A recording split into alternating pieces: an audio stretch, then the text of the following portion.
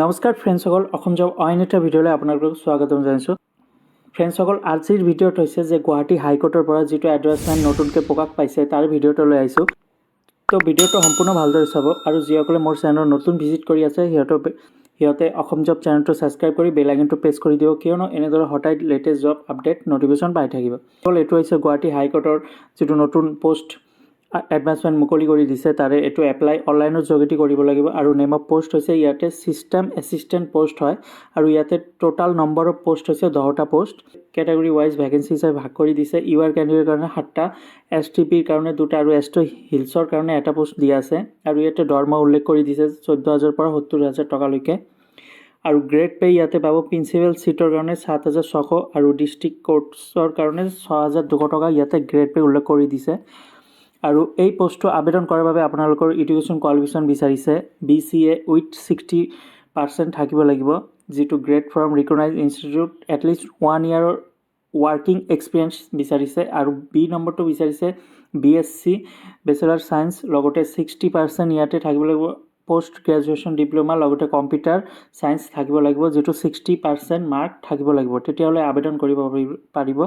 ইয়াতে odd option দিয়া আছে যে ডিপ্ল'মা হোল্ডাৰ্ছ পলিটেকনিক কম্পিউটাৰ ছায়েন্সৰ ইঞ্জিনিয়াৰিং কোৰ্চ থাকিলেও আবেদন কৰিব পাৰিব। আৰু টেলিকমিউনিকেশ্যনৰ 60% যদি থাকে, 2 বছৰ ৱাৰ্কিং এক্সপিৰিয়েঞ্চৰ যিটো ৰেপুটেড ইনষ্টিটিউট অৰ্গেনাইজেশ্যন যদি ডিপ্ল'মা থাকে তেতিয়া আপোনালোকে আবেদন কৰিব পাৰিব।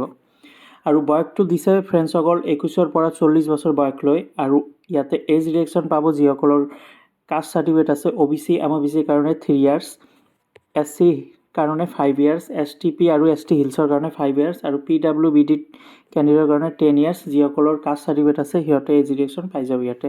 আৰু লোকেল লেংগুৱেজ জনা থাকিব লাগিব, যিহেতু ষ্টেট অসমৰ এইটো জব হয় সেইকাৰণে এছামিজ লেংগুৱেজ জনা থাকিব লাগিব। আৰু এমপ্লয়মেণ্ট এক্সচেঞ্জ চাৰ্টিফিকেট, ইয়াতে registration number, employment exchange valid registration number থাকিব লাগিব।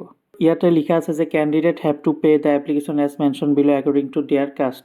তো যিসকলৰ কাষ্ট চাৰ্টিফিকেট আছে এই কাষ্ট চাৰ্টিফিকেটৰ জৰিয়তে ইয়াতে মেনশ্যন কৰি দিছে যে আপোনালোকে কিমান পে' কৰিব লাগিব। যেতিয়া আপোনালোকে এপ্লাই কৰিব তেতিয়া এটা ফিজ কাটিব গভৰ্ণমেণ্টে। SC ST কাৰণে 250 টকা পে' কৰিব লাগিব আৰু PWD কাৰণে 1 পইচা পে' কৰিব নালাগে।